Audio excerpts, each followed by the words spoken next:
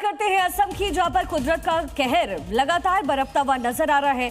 जो तस्वीरें सामने आ रही है वो दिल दहला देने वाली है। राज्य में बाढ़ से अब तक 89 जिंदगियां खत्म हो चुकी है। पानी धीरे धीरे कम हो रहा हो, लेकिन 5 जिलों में अभी 1.25 लाख से ज्यादा लोग जिंदगी और मौत के बीच में झूलते नजर आ रहे हैं।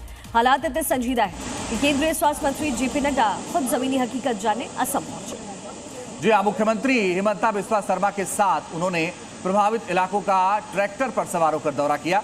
केंद्र ने साफ कर दिया है कि असम के पुनर्वास में पैसों और राहत सामग्री की कोई कमी नहीं होने दी जाएगी। सेना, वायुसेना, एनडीआरएफ और स्थानीय लोग अपनी जान पर खेल कर लोगों का रेस्क्यू कर रहे हैं और असम की हालात फिलहाल ऐसे ही है। और बड़ी और अहम खबर यह है कि असम में बाढ़ से हालात बेकाबू हो गए। असम में बाढ़ से अब तक 89 लोगों की मौत हो चुकी है और लगभग 1,20,000 लोग बाढ़ से प्रभावित हैं। 5 जिलों में बाढ़ से हालात बेहद खराब होते हुए नजर आ रहे हैं। लगभग 1,20,000 लोग बाढ़ की जद में आए हैं। असम के अलग अलग जिले जहां पर भारी बारिश की वजह से यहां हर एक जगह कंजेशंस भी नजर आए और बाढ़ की स्थिति की वजह से लोगों का जनजीवन प्रभावित होता नजर आया है। बाढ़ से हड़कंप है। कुदरत की जो विनाश लीला है वो अलग अलग जिलों में नजर आई है। जेपी नड्डा खुद पहुंचे वहां पर जायजा लेने के लिए। दूसरी तस्वीर आपको दिखा रहे हैं जहां मुख्यमंत्री हिमंता बिस्वा शर्मा के साथ जेपी नड्डा की मौजूदगी और जायजा लेते हुए ये तस्वीरें भी साथ में नजर आई।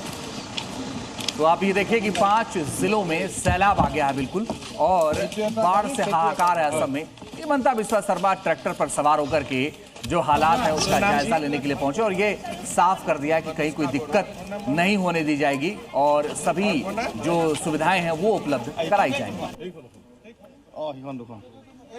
तो असम में बाढ़ की स्थिति इस समय बनी हुई नजर आ रही है। ये बाढ़ विकराल रूप लेता हुआ नजर आ रहा है। लगभग 89 लोगों की इस बाढ़ की वजह से मौत हुई है। जो प्रभावित आबादी है वो लगभग 1,20,000 बताई जा रही है।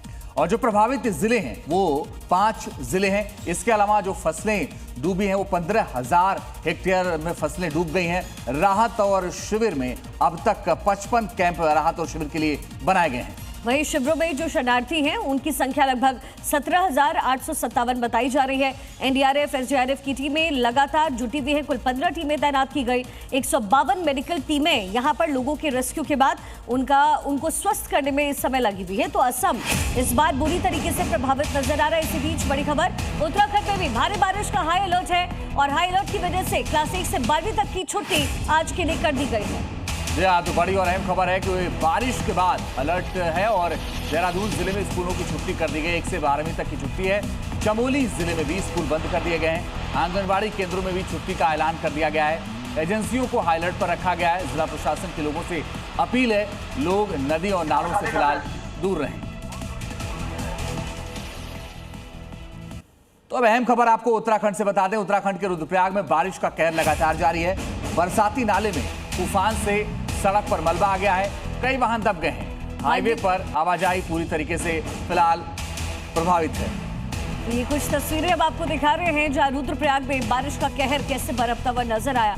यहाँ पर बुलडोजर से मलबा हटाने का काम किया गया है। उत्तराखंड में भारी बारिश का अलर्ट है। रुद्रप्रयाग की तस्वीर आपको दिखा रहे हैं जब भारी बारिश की वजह से इस समय स्थिति बद से बदतर होती नजर आ रही है। क्लास 1 से 12वीं तक को आज के लिए बंद किया गया। वहीं राजस्थान के चूरू में बड़ा हादसा हुआ है, उससे जुड़ी खबर जहां पर महिला अस्पताल में हादसा हुआ।